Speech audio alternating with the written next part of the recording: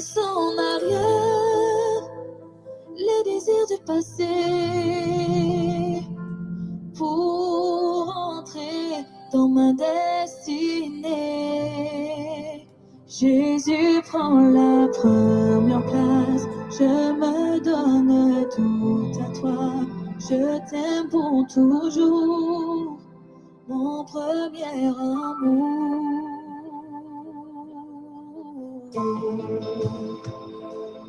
Hey. Oh, je reviens à mon premier amour. Oh oui, j'entre dans les bras de mon Père. Je laisse en arrière les désirs du passé pour entrer dans ma destinée.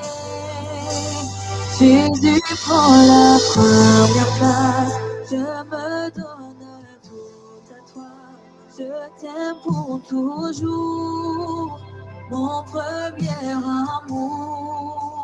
Jésus prend la première place, je me donne tout à toi, je t'aime pour toujours, mon premier amour. Je reviens à mon premier amour. Oh oui, j'entre dans les bras de mon Père. Je laisse en arrière les désirs du passé pour entrer dans ma destinée.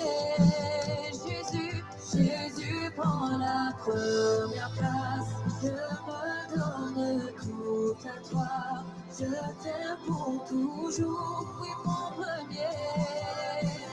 Oh, Jésus prend la première place, je me donne tout à toi. Oh, mon premier amour, Jésus.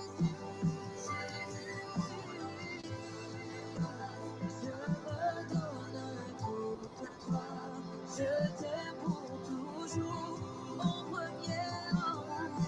Oui, Jésus prend la première place. Je me donne tout à toi. Je t'aime pour toujours, mon premier. Je veux plus, je veux plus, je veux plus de toi. Je veux plus, je veux plus, je veux plus de toi. Je veux. Seigneur, je ne sais pas pour vous, mais quand je pense à ce chemin, je pense aux fois où je lui ai lâché la main, aux fois où je me suis retournée contre lui, aux fois où j'ai préféré d'autres choses à lui, aux fois où je l'ai oublié parce que ça allait mieux, aux fois où je ne l'ai pas dit, mais peut-être je n'avais pas confiance, je n'avais pas la patience d'attendre sa direction et qu'il est resté. Quand je pense aux fois où je n'ai pas eu le temps de prier, mais que son amour veillait, et qu'il a eu à faire des choses pour moi, comme si je l'avais demandé dans une prière spécifique écrite. Aux fois où j'ai vu que je n'ai pas eu besoin de me justifier, mais que j'ai senti sa présence. Les fois où j'ai pleuré et j'ai su qu'il entend mon cri, il voit mes larmes et il vient à mon secours exactement à la place où j'ai le plus besoin de lui. Je n'ai pas de mots pour lui dire merci. Et je voudrais simplement entrer dans ce temps de prière avec ce cantique pour lui renouveler encore ma consécration et lui dire: Seigneur, nous t'aimons. Tu es tout ce qu'il y a de plus important pour nous Et même si notre vie marche de temps en temps de sorte à ce que on a tendance à mettre d'autres choses ou d'autres personnes devant toi, Seigneur, nous voulons te demander pardon. Et te dire encore une fois que tu es ce qui est et tu es celui le plus important dans notre vie. Ton amour est tellement important pour nous. Ta présence est tellement importante dans notre vie que nous voulons que tu prennes la première place. Que nous voulons que tu prennes le contrôle entier. Alors je t'invite ce soir à élever la voix de là où tu te trouves et à lui redonner encore les rênes de ta vie, de tes pensées. Et si tu es une personne qui combat qui combat en tout cas en elle-même, si tu es une personne qui combat en elle-même cette capacité à lâcher tout dans les mains de Dieu, j'aimerais que sans peur et sans honte, sans jugement, que tu puisses lever la main ou simplement écrire dans le chat et tout le monde, nous allons prier parce que vous savez, je ne pense pas qu'il y ait une personne qui dise « je n'aime pas ». Est-ce que vous croyez qu'il y a une personne qui dit « je ne veux pas le repos, j'aime le tourment ». Il n'y en a pas. Alors je pense que lorsqu'une personne n'arrive pas à s'abandonner à Dieu, et je sais que c'est une chose qui existe. Je sais que beaucoup disent, Seigneur, je m'abandonne à toi, mais ils n'y parviennent pas. Ils ne savent pas comment faire. Et la vérité est que quand une personne n'arrive pas à s'abandonner à Dieu, ce n'est pas à Dieu qu'elle n'arrive pas à s'abandonner. C'est une personne qui n'arrive à s'abandonner à rien. C'est quelqu'un qui a généralement été blessé dans sa confiance, dans ses relations avec les autres. C'est quelqu'un qui a eu sa confiance brisée. C'est quelqu'un qui a été longtemps et souvent déçu. C'est quelqu'un qui a connu des échecs répétitifs. Quelqu'un qui s'est trop battu dans sa vie. Une personne comme ça, elle peut le désirer. En fait, quand elle dit « Seigneur », elle exprime le désir de son cœur. Mais en vérité, elle ne parvient pas à le faire. Et pendant longtemps dans mon ministère, je disais aux gens « abandonnez à Dieu. Abandonnez-vous à Dieu. Lâchez ça à Dieu. » Et je voyais visiblement que certaines personnes combattaient avec de leur bouche, Seigneur, je dépose ça entre tes mains. Seigneur, je m'abandonne à toi.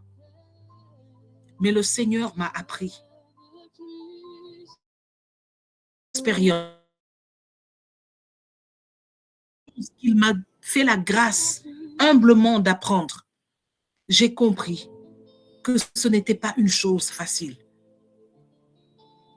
Et ce n'est pas quelque chose qui dépend de notre relation avec Dieu. En vérité, on peut avoir une relation avec Dieu, mais que ce point soit un problème dans ma relation avec Dieu. Parce que la vérité, c'est que ce point vient de ma mauvaise relation avec moi-même et avec les autres. C'est pourquoi je crois fermement. Qui nous sommes détermine qui nous serons avec Dieu. Pas pour Dieu, mais avec Dieu. Parce que qui nous sommes pour Dieu ne changera jamais. Mais qui nous sommes avec Dieu est quelque chose qui va être déterminé par notre relation à nous-mêmes, par notre propre développement. Lorsque nous apprendrons à nous faire confiance, à refaire confiance à la vie, à regarder les hommes comme étant des êtres différents, et qu'une personne n'est pas le reflet de toutes celles qui m'ont déjà fait mal ou déçu, alors on parvient à faire confiance à Dieu. On parvient à croire que Dieu peut refaire toutes choses nouvelles dans notre vie. On parvient à croire que Dieu est capable d'ouvrir une nouvelle porte. Et à partir de ce moment, on s'abandonne et on laisse sa providence prendre le contrôle parce qu'on croit que quelque chose de nouveau peut se passer, va se passer lorsqu'on va ouvrir les yeux, lorsqu'on va se lever de notre temps de prière. C'est ça, s'abandonner à Dieu. C'est lorsqu'on est dans le feu et qu'on est dans la paix, dans la sérénité. C'est lorsqu'on ressent ce mal et qu'on sait que quand je vais me réveiller, ça va passer. Dieu prendra le contrôle. C'est lorsqu'on parvient à avoir la force de se dire, j'ai traversé quelque chose, Dieu ne m'a jamais abandonné, il ne m'abandonnera pas ici. C'est la force de sentir son cœur battre à la chamade. C'est la force de sentir que tout semble aller contre nous, mais qu'on peut lever le regard vers le ciel et dire, je ne suis pas seul. Et pas seulement pour le dire, mais le penser et marcher comme tel. Alors ce soir, je voudrais commencer ce temps par prier pour toutes ces personnes, parce qu'on vous a trop longtemps jugé, parce qu'on vous a trop longtemps condamné, au point que vous avez cru que Dieu aussi vous voit comme ça, vous condamne de la même manière. Je prie ce soir dans le nom de Jésus-Christ pour le réconfort divin.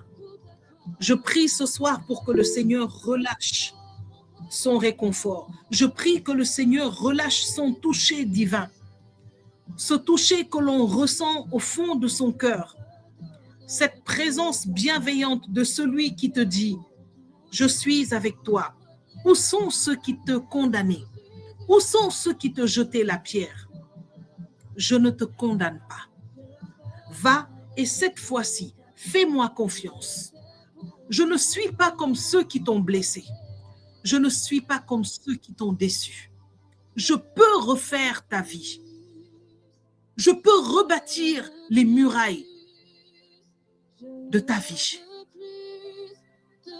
Je prie ce soir que le Seigneur fasse descendre dans ton cœur ce toucher de sa présence qui fait que tu lâches ta garde dans la présence de Dieu et que tu le laisses toucher ton cœur. Je prie pour que sa puissance, pour que la présence de son amour ce soir vienne panser toutes les blessures de ton cœur. Je prie pour que la puissance de sa présence ce soir vienne souffler dans ton esprit, dans ta mémoire, pour effacer le souvenir et le ressenti, le trauma de toutes tes mauvaises expériences. Je prie et je demande à Dieu à cet instant d'envoyer la puissance de son Esprit Saint sur ta vie, afin que l'Esprit de Dieu souffle à ton oreille maintenant pour te dire, tu n'es pas tes mauvaises expériences.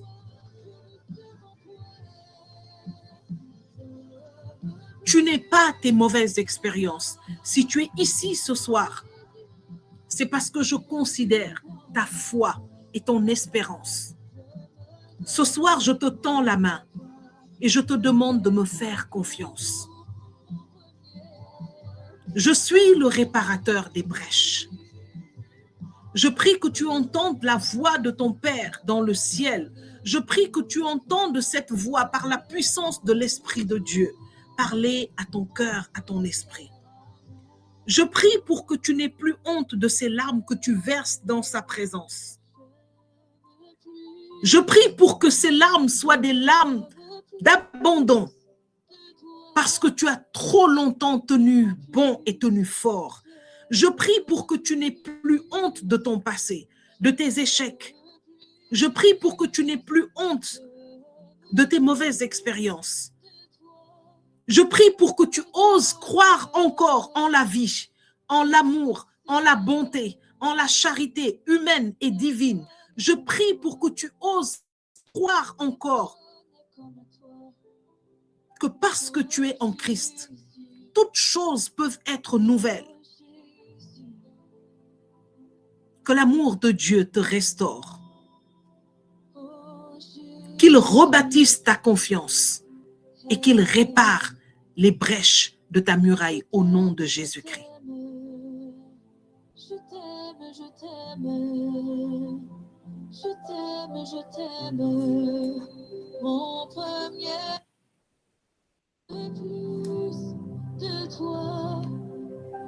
Merci Seigneur. Merci pour la vie, Seigneur, de tes enfants. Personne n'est comme toi. Personne n'est comme toi. Je veux prier pour toutes les personnes qui traversent des douleurs, une situation, je vais dire un problème dont tu ne peux pas parler. Que ce soit dans ton travail, que ce soit dans ta relation avec les membres de ta famille, avec ton conjoint. Je prie pour ces personnes ce soir.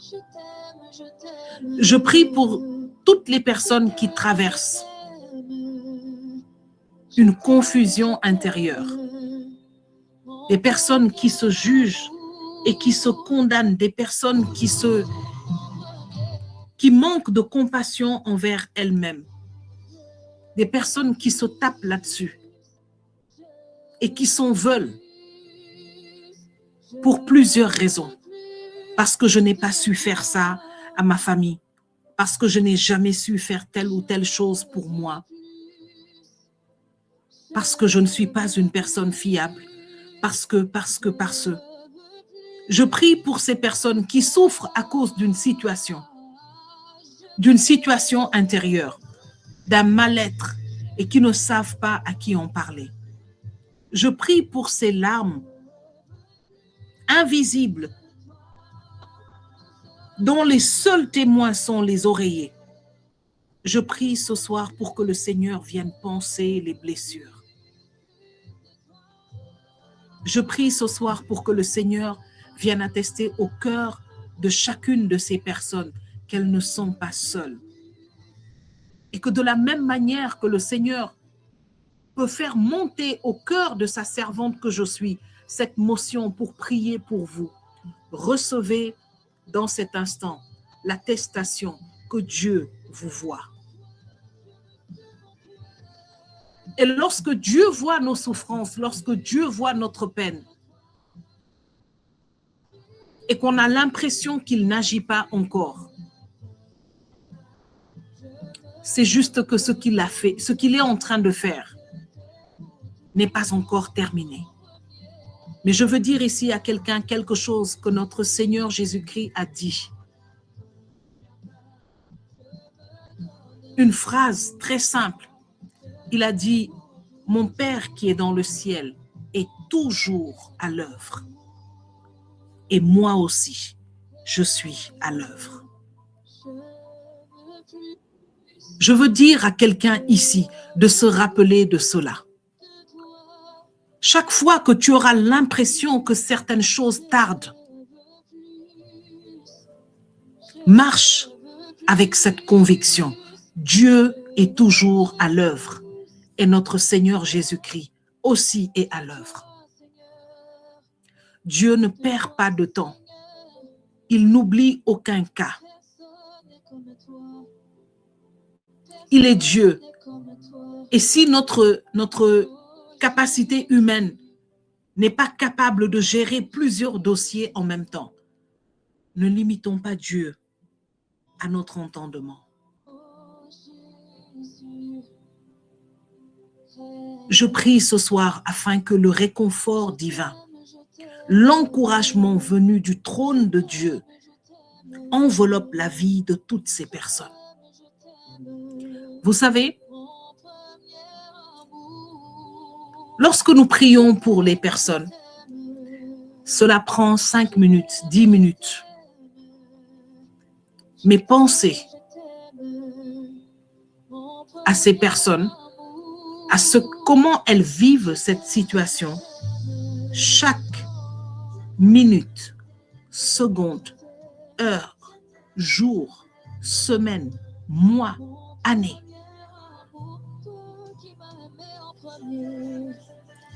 Je dis ça parce que j'étais dans ma voiture il y a 2 jours et j'ai subitement commencé à prier comme ça, en pensant à une personne.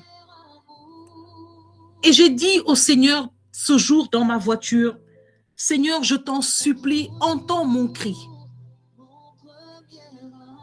Pourquoi? Parce que pendant que j'ai commencé à prier pour cette personne, le Seigneur a commencé à me faire ressentir que le temps de prière que je prenais pour cette personne, de temps en temps, était peut-être de 5 minutes. Quand je pense à la personne, je dis, oh Seigneur, souviens-toi d'elle.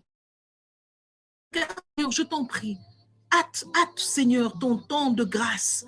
Seigneur, je t'en prie, fais comme si cela. Seigneur, je prie pour qu'elle puisse avoir ceci, cela. J'ai commencé à battre fort. J'ai commencé à ressentir une peine. J'ai commencé à ressentir quelque chose. Je ne comprenais pas. Je me suis dit, c'est peut-être ce qui se passe. J'ai commencé à pleurer. Je sentais la tension monter en moi jusqu'à ce que mes yeux étaient embués. Il est fort. Et je n'ai pas compris. Et le Seigneur me disait qu'à cet instant même où j'étais en train de prier pour cette personne, la personne était en un temple. Et lorsque cette personne, en fait, a déversé cette douleur sur Dieu, il l'a communiqué à des personnes pour pouvoir partager le fardeau et faire monter à Dieu un cri que ces personnes ne pouvaient pas faire monter. Que cette personne ne pouvait pas faire monter. Et je me suis rappelé qu'il y avait des moments où je souffrais tellement que je me mettais simplement à genoux. Je mettais mon front contre terre, je ne disais rien. Je ne disais rien. C'est pas que je vais faire la très spirituelle pour dire que je priais dans mon esprit. Non.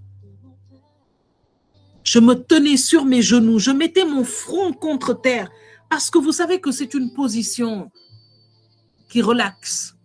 Les médecins peuvent vous le dire.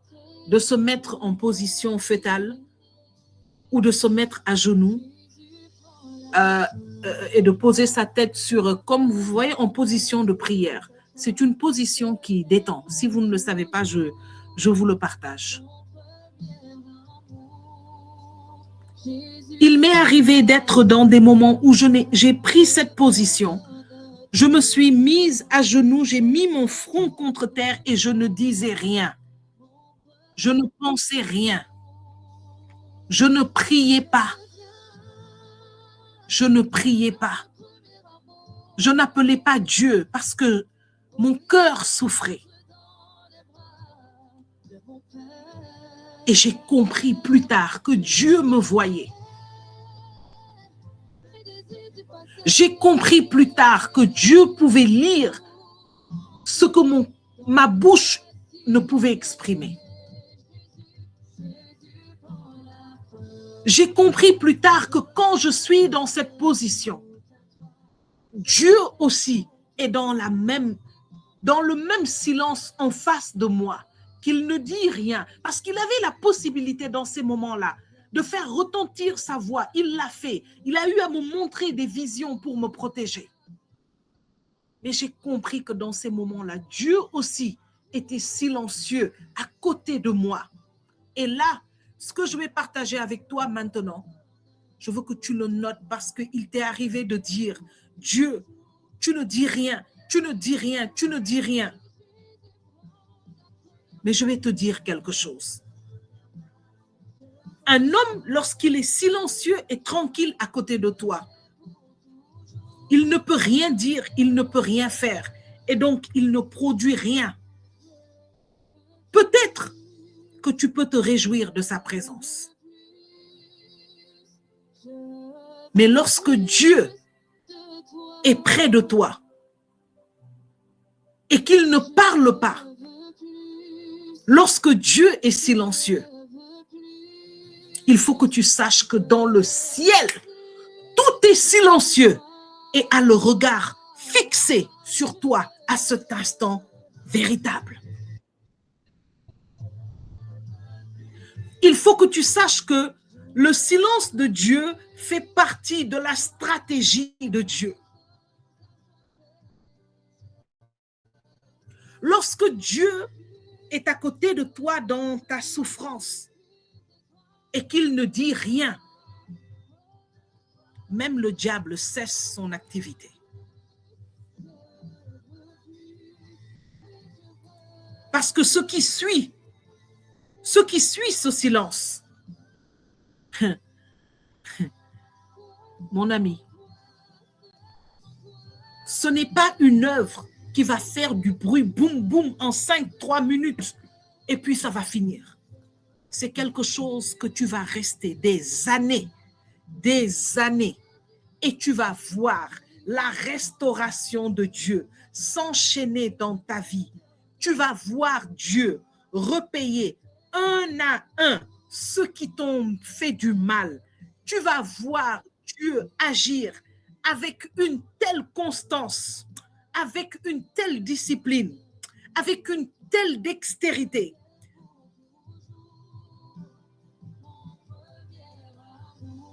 Ô Seigneur, je prie que ces paroles soient un réconfort dans le cœur d'un frère, d'une sœur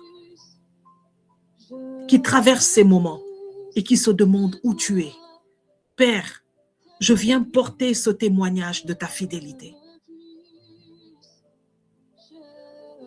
Je lève les yeux vers toi ce soir et je te demande, Seigneur, manifeste à mes frères, à mes sœurs, cette fidélité que je témoigne aujourd'hui. Et je te demande, Seigneur, continue de nous manifester ta fidélité.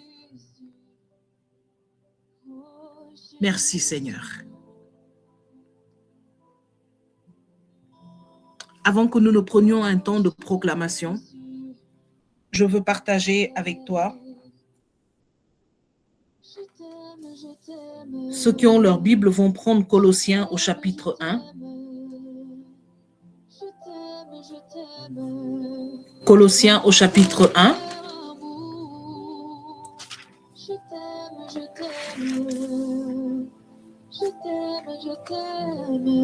Et avant que je ne partage ce point,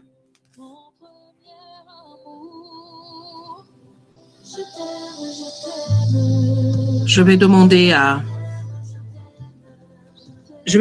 Viviane Agbayoun si tu veux bien ouvrir ton micro, parce que le Seigneur me dit que c'est un grand temps de guérison que nous sommes en train de traverser, que nous sommes en train de vivre. J'aimerais que tu puisses ouvrir ton micro et que tu pries pour sceller cette guérison. Que tu pries pour sceller cette guérison.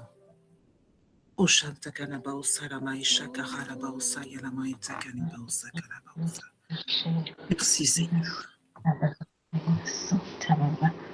Merci Seigneur. Merci pour ta sainte présence au milieu de nous. Seigneur, nous avons entendu ta parole. Chacun de nous, Seigneur, a reçu sa part de ce que tu as libéré en ce soir. Et ce n'est que le début, Seigneur. Merci parce que tu viens nous guérir. Merci, Seigneur, parce que tu viens nous toucher là où personne ne peut nous toucher. Et nous te rendons toute la gloire, Seigneur. Nous te disons merci. Et nous scellons chacune des paroles, Seigneur, que tu as libérées par la bouche de ta servante. Nous les scellons dans ton précieux sang, Seigneur Jésus. Et nous déclarons qu'aucune de tes paroles ne tombera à terre. Seigneur, nous nous présentons à toi en ce soir. Fais de nous des terres fertiles. Seigneur, aucun de nous ici n'est une terre pierreuse, mais nous sommes tous, Seigneur, des terres fertiles et nous recevons, Père éternel, Dieu Tout-Puissant, ta semence dans cette terre que nous sommes, Seigneur, afin que ta parole produise des fruits, beaucoup de fruits. Merci, Seigneur. Nous scellons toutes les paroles, Seigneur, toutes les paroles que tu as libérées dans nos cœurs, dans nos vies en ce soir, dans ton précieux sang. Et je déclare dans le nom puissant de Jésus-Christ que ces paroles, ta parole, Seigneur, commence déjà à travailler dans nos cœurs, à travailler dans nos vies, à travailler dans nos corps, Seigneur, afin que là où, Seigneur, tu as désiré que la vie reprenne. La vie reprend au nom de Jésus-Christ de Nazareth. Seigneur, là où tu as désiré que nous étions assis sur une chaise de lamentation, que nous nous levions et que notre visage, Seigneur, soit totalement refait et que nous croyons, Père, que toi seul, Seigneur, tu peux nous guérir. Toi seul, Seigneur, tu as le pouvoir, la force, Seigneur, de pouvoir de nous relever et de faire de nous des âmes puissantes entre tes mains. Merci, Père éternel. Merci pour ce que tu fais dans chacune de nos vies. À toi soit toute la gloire, Seigneur Jésus. À toi soit toute la gloire, Père éternel. Merci, Seigneur, pour ton amour inestimable, incommensurable, Seigneur. Merci pour tout ce que tu opères en ce soir. Que louange, gloire et honneur te soient rendus. À toi seul, Seigneur Jésus. Merci. Merci, Seigneur. Au nom de Jésus. Amen.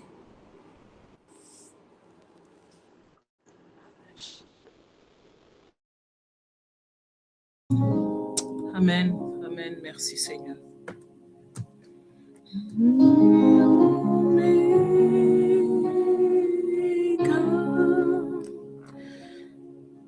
Nous t'adorons, Seigneur. Oui, tu es digne de louange. Oui, Seigneur, tu es digne de louange et nous voulons te dire merci.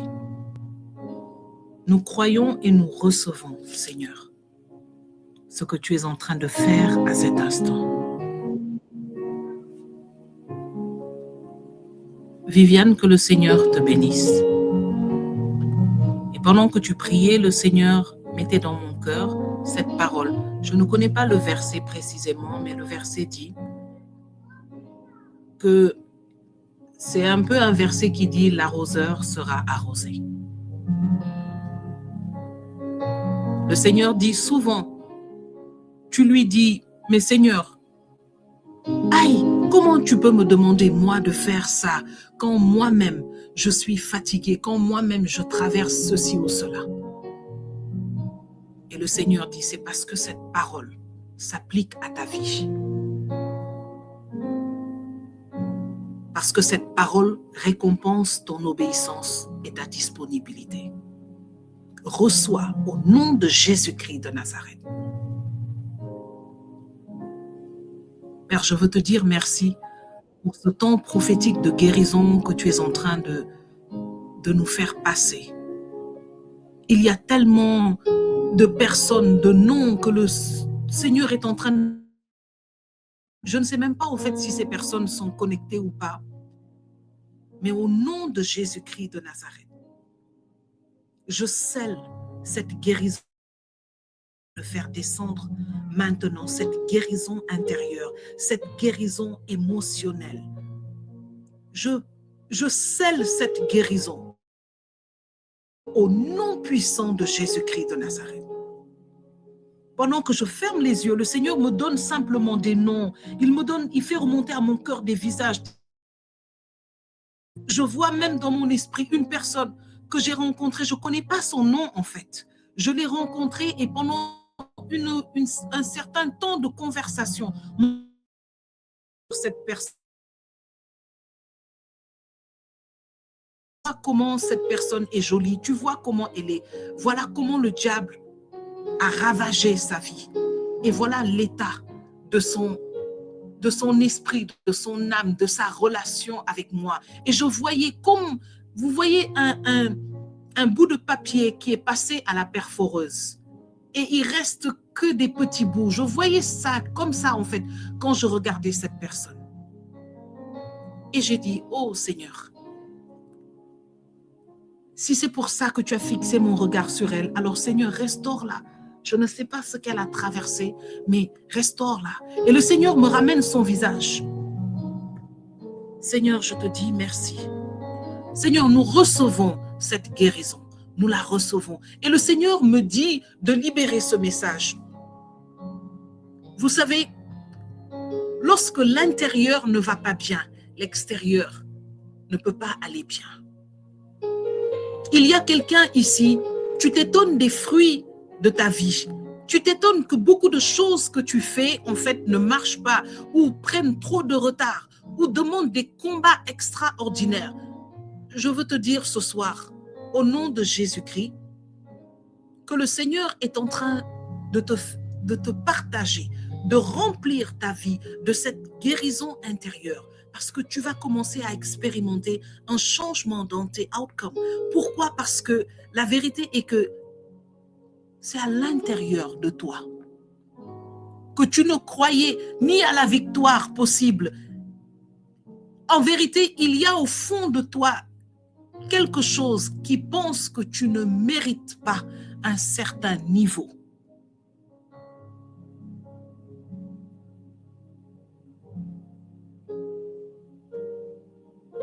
Reçois cette restauration au nom de Jésus.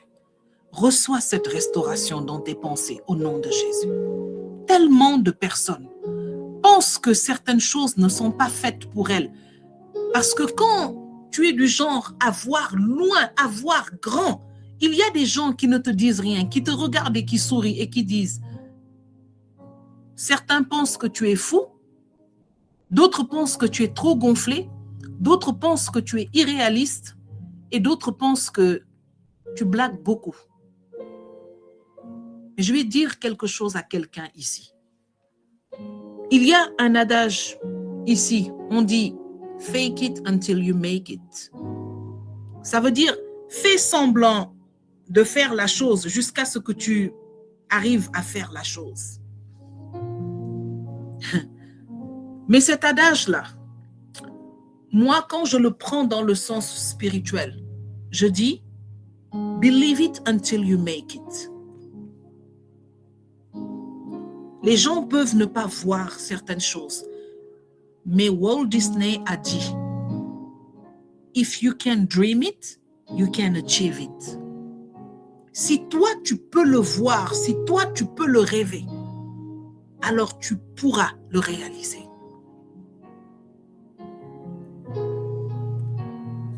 Je veux demander ici à quelqu'un, quand tu regardes ta vie, je vais basculer en coaching mode. Quand tu regardes ta vie, qu'est-ce que tu vois? À quoi tu rêves?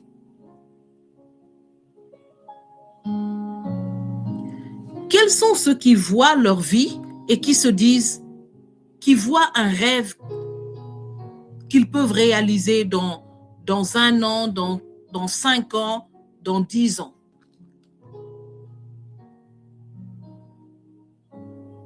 Si quand vous voyez votre vie, vous voyez un rêve que vous pouvez réaliser dans 5 ans, dans 2 mois, dans 6 mois, alors à tout cela, je vais vous dire, changez de rêve. Ce n'est pas le rêve que Dieu a pour vous. Parce que quelqu'un a dit, si ton rêve ne te fait pas peur, c'est qu'il n'est pas assez grand pour être réalisé. Si ton rêve, tu penses que dans 2 ans, dans 3 ans, tu peux l'atteindre, ça veut dire que ta motivation est déjà limitée. Lorsque j'ai appris ça, ça m'a remis en question. Moi-même, ça m'a fait peur. Parce que je suis une personne qui aime les deadlines, j'aime l'organisation. Mais je l'ai compris dans le sens spirituel.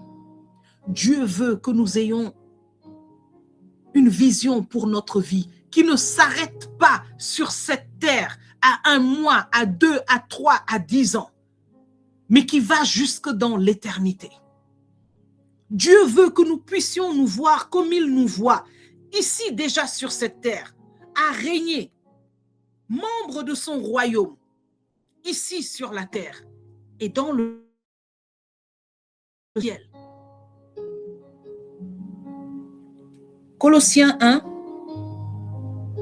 tu vas lire tout le passage plus tard, mais je vais te dire ce que j'ai lu et je vais m'arrêter sur les 2 points sur lesquels je veux en venir aujourd'hui. Il dit, Paul, l'apôtre de Jésus-Christ, par la volonté de Dieu, et le frère Timothée salue ceux qui à Colosse appartiennent à Dieu par leur union avec Christ et qui sont nos fidèles frères en lui. Que Dieu notre Père vous accorde la grâce et la paix. Et voici ce qu'il dit aux Colossiens. Nous exprimons constamment à Dieu. Do you like pretzels? Il dit, nous exprimons constamment à Dieu, le Père de notre Seigneur Jésus-Christ, notre reconnaissance à votre sujet dans nos prières pour vous. En effet, nous avons entendu, écoutez bien, nous avons entendu parler de votre foi en Jésus-Christ et de votre amour pour tous ceux qui appartiennent à Dieu. Cette foi et cet amour se fondent sur ce qui fait votre espérance et que Dieu vous réserve dans les cieux. Cette espérance, vous l'avez connue par la prédication de la vérité, le message de la bonne nouvelle. Voilà le problème de plusieurs d'entre nous. C'est que notre espérance n'est pas basée sur ce que Dieu dit, sur la parole de Dieu. Elle est basée sur le montant qu'il y a dans notre compte en banque. Elle est basée sur nos connaissances. Elle est basée sur les diplômes que nous avons ou que nous n'avons pas. Elle est basée sur le pays où nous sommes, les possibilités, le climat politique ou notre position professionnelle.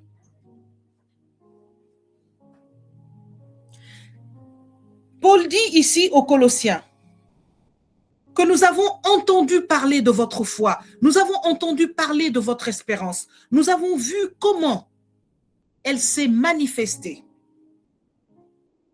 Et il dit, si vous êtes parvenus à faire des choses qui ont retenti jusqu'à nous, des choses qui ont impacté jusqu'à ce que Dieu le soulève pour l'emmener à notre connaissance, c'est parce que ces choses que vous avez réalisées, vous l'avez réalisées avec une espérance,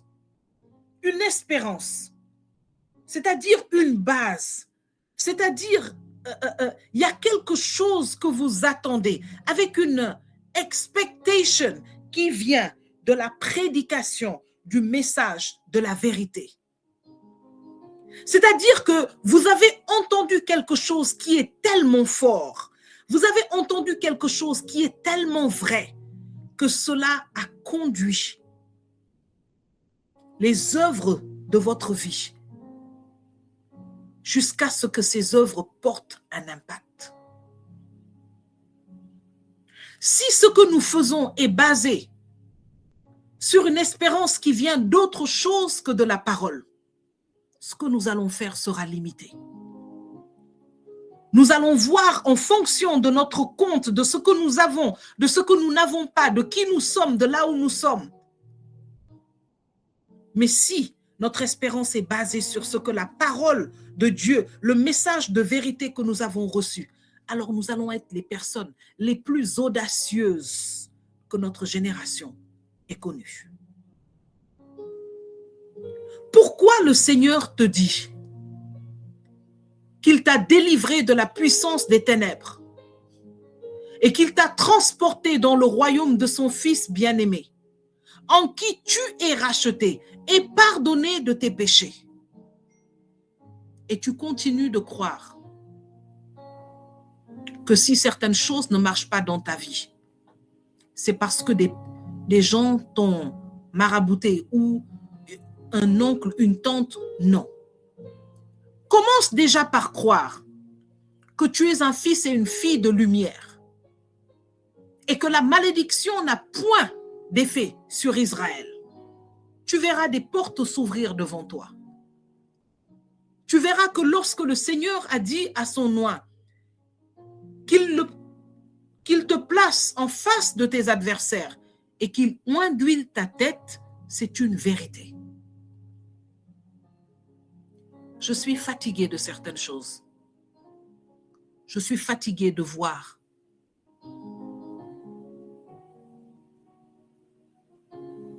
des personnes qui sont sont à l'image de Dieu, des éléphants, qui sont aux yeux de Dieu des lions, des éléphants, mais qui sont retenus à un piquet par une petite corde attachée à leurs pieds. Le problème, ce n'est pas la corde, c'est l'esprit. Je pense que tout le monde a déjà vu une image comme ça, où on voit un gros éléphant attaché à un piquet, avec une corde qui l'attache à un piquet. Qui a déjà vu cette image?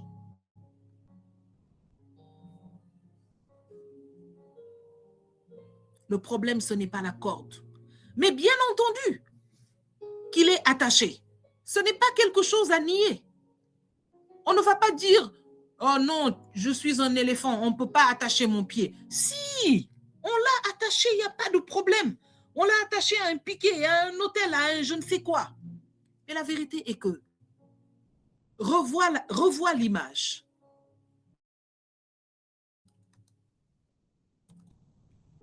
Revois l'image et tu vas comprendre.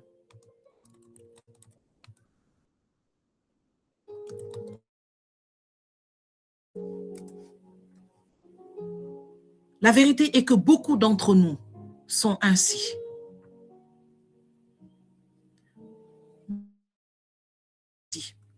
C'est parce que notre espérance, on ne la fonde pas sur ce que Dieu nous dit.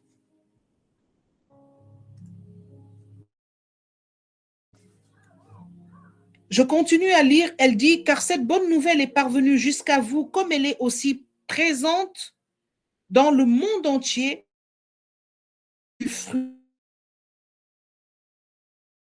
Ce qui est également le cas parmi vous depuis le jour où vous avez reçu et reconnu la grâce de Dieu dans toute sa vérité. Cette parole, elle est parvenue à vous comme elle est parvenue partout dans le monde. Et comme partout où elle parvient, elle a porté du fruit. Elle a créé du progrès. Et l'apôtre les encourage encore en leur disant, comme c'est le cas parmi vous, depuis que vous avez non seulement accepté la parole, mais que vous avez reconnu la grâce qui est dans cette parole.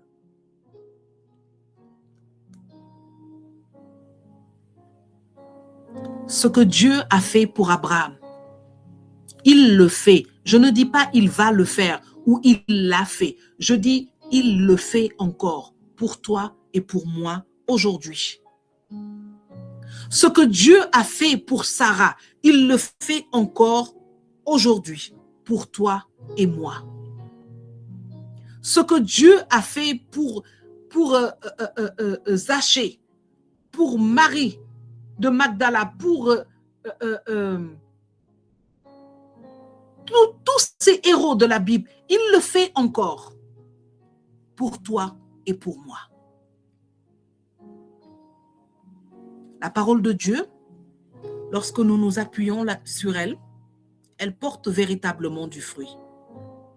Je ne dis pas, oh, c'est un fruit qu'il faut le voir tout de suite. Elle porte du fruit. Allez maintenant voir. Ce fruit n'est pas ce que toi tu veux. C'est ce que Dieu veut. Tu dis au Seigneur, Seigneur, je veux avoir ce poste de directeur. Le Seigneur continue de te garder à ce poste d'administrateur.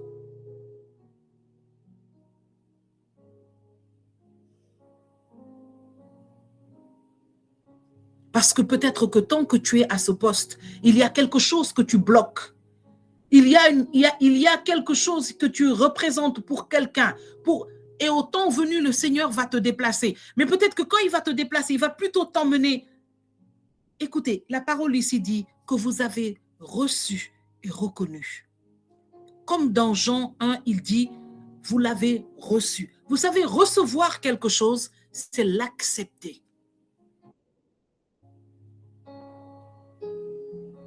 Lorsqu'on finit de se battre avec Dieu sur le terrain du je veux, alors on entre dans la puissance de que ta volonté soit faite dans ma vie comme elle est faite dans le ciel.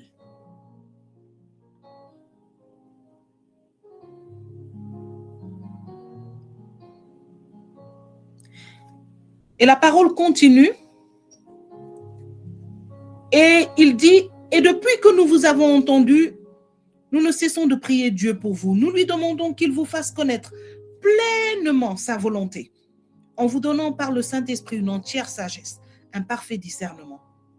Ainsi, vous pourrez avoir une conduite digne du Seigneur et qui lui plaise à tous égards, car vous porterez comme fruit toutes sortes d'œuvres bonnes et vous ferez des progrès dans la connaissance de Dieu. Est-ce que tu es au courant que tout le plan de Dieu pour toi est que tu le connaisses mieux? Si tu es au courant, mets un cœur. Si tu n'étais pas au courant aussi, tu peux mettre un cœur. Tout le plan de Dieu, c'est que tu le connaisses mieux. C'est le plan numéro 1. Et ce plan, il enfante tous les autres. Parce que lorsque tu connais mieux Dieu et que tu comprends mieux sa volonté,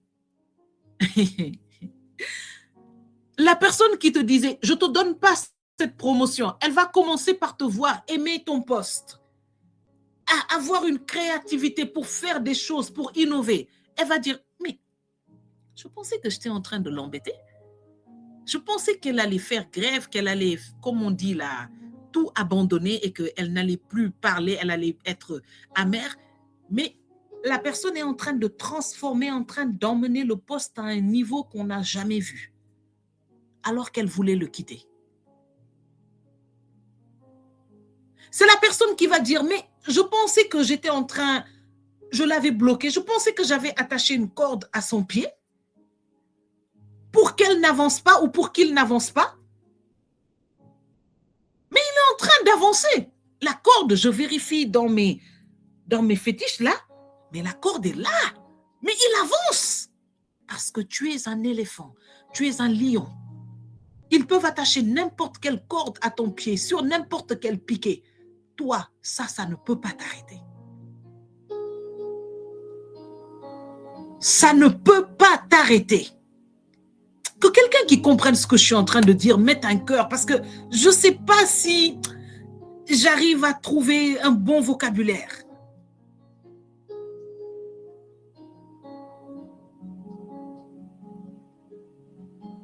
Peu importe ce que vous pouvez faire, dire, allez payer des marabouts, ils vont vous donner la confirmation qu'ils ont tout fait pour vous bloquer et que c'est effectif, mais ils vous voient avancer. Parce que vous allez faire des progrès, no matter what. Vous allez faire des progrès. Parce que ce en quoi vous avez mis votre confiance est une chose qui crée du progrès. Et ce n'est pas fonction de ce que vous faites ou pas, c'est fonction de ce en quoi vous avez mis votre confiance. De ce que vous avez reçu. Quand tu mets dans une Citroën le moteur d'une BMW, boum, cette Citroën va battre toutes les autres Citroën. Je ne sais pas pourquoi j'ai pris ces deux marques. Peu importe. Je ne suis pas très calée en voiture. Si tu mets dans un petit enfant le cœur de David, il n'y a pas un Goliath qui peut tenir devant lui. Parce que dans le cœur de David, il y a le cœur de Dieu. Il y a le feu de Dieu. Il a reçu cela. Il a reçu cette parole. C'est pourquoi il ne voyait pas ce que les autres voyaient. Il courait quand tout le monde reculait. Et c'est pourquoi la parole dit, vous exprimerez votre reconnaissance au Père qui vous a rendu capable d'avoir part à l'héritage qu'il réserve dans son royaume de lumière, à ceux qui lui appartiennent. Car il nous a délivrés de la puissance des ténèbres. et il nous a transportés dans le royaume de son Fils bien-aimé, en qui nous sommes rachetés, pardonnés de nos péchés. Qui nous condamnera? Qui nous attachera? Qui nous empêchera? Si nous avons été pardonnés et transportés dans le royaume de lumière, quelles sont les ténèbres qui peuvent nous résister? Quelles sont du moins les ténèbres qui peuvent nous résister? Je veux t'inviter à relire Colossiens. Et à chaque verset qui va te parler, arrête-toi et prophétise sur ta vie. Prophétise sur la vie de tes frères, de tous ceux qui sont connectés ce soir. Dieu a un grand projet. Et tu es dans ce projet.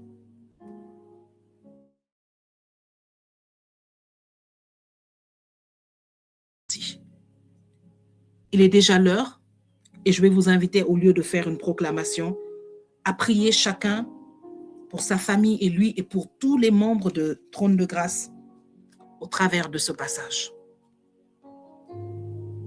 Lisez ce passage à haute voix pour relâcher la puissance de la parole de Dieu dans votre atmosphère et prophétisez sur chaque verset par lequel le Saint-Esprit vous parle. Père, je veux te bénir et te rendre grâce pour ce temps. Je veux célébrer ton nom très saint et te dire de mes frères et mes sœurs qui nous accompagnent dans ce temps de prière. Père, je sais que tu es avec nous et que ce n'est pas parce que nous raccrochons que tu raccroches avec nous, non. Alors entends leurs prières. Entends toutes les prières, toutes les prophéties, Seigneur, qui seront relâchées au travers de cette parole aujourd'hui dans nos vies. Que ton feu, Seigneur, s'allume dans les cœurs de toutes les personnes qui se trouveront dans l'environnement où ton peuple va prier. Et que ce feu, Seigneur, renouvelle, guérisse, restaure, relève, éclaire, enseigne et conduise au nom de Jésus-Christ. Merci, Seigneur, pour ta présence, pour ton amour. Je te prie de bénir mes frères, mes sœurs, bénis leur maison, bénis leur temps de prière, bénis leur famille. Je te prie de te souvenir, Seigneur, de leur fidélité. Mais surtout, Seigneur, je prie pour que tu entendes leur cœur, que tu entendes leurs intentions et que tu fasses, Seigneur, dans ta grande bonté, ce soir un pas vers eux pour bénir, Seigneur, leurs prières. Bénis leurs prières au nom de Jésus-Christ de Nazareth. Que le Seigneur vous bénisse et qu'il vous garde. Nous disons à jeudi prochain par la grâce de Dieu. Et d'ici là, que le feu reste allumé, que la parole soit relâchée et que sa puissance soit manifeste dans vos vies, dans votre environnement, au nom puissant de Jésus-Christ de Nazareth.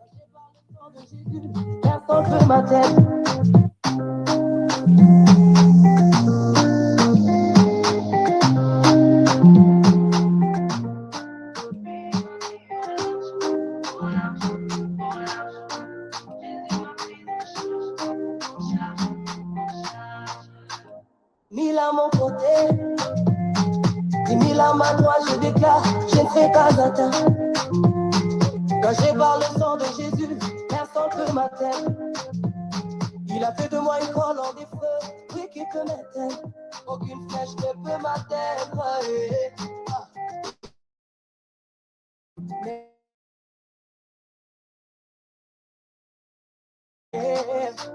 Oui, mamie, au large, au large, au large.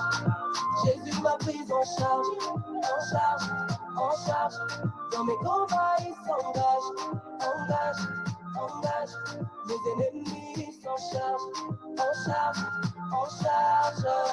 Nous sommes victorieux, victorieux. Oui, nous sommes victorieux, victorieux. En Jésus, nous sommes victorieux. Victorieux, grâce à Jésus, nous sommes victorieux.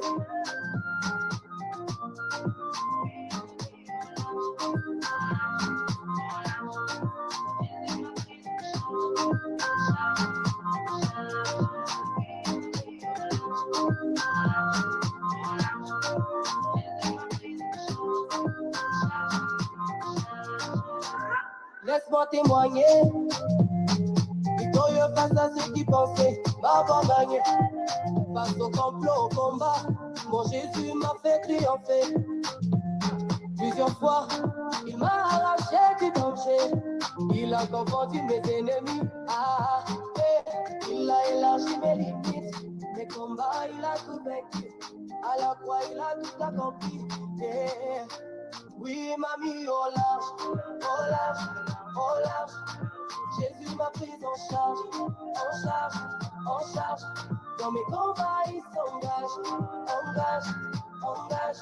Les ennemis s'en chargent, en charge, en charge.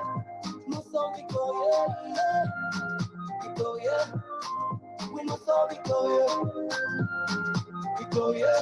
En Jésus, nous sommes victorieux, victorieux. Grâce à Jésus, nous sommes victorieux.